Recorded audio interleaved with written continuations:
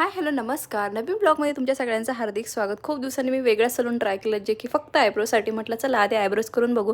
त्यांनी माझ्या आयब्रोज तर खरंच खूप छान दिसत, तुमच्याही लक्षात आलं असेल. नंतर मी गेली नायकामध्ये.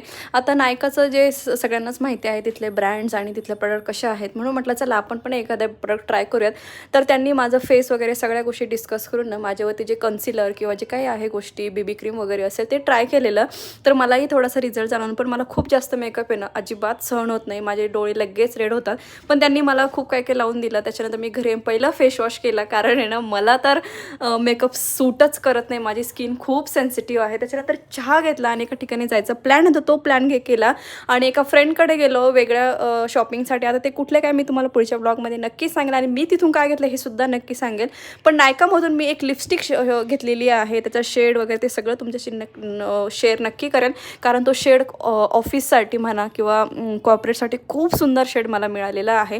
तर चलो ब्लॉग इथेच करते आणि अव्यांसोबत बाकीची 2-3 मुलं होती, ते सगळे मस्तपैकी एन्जॉय करत. सो चलो ब्लॉग इथेच एंड करते. Bye bye.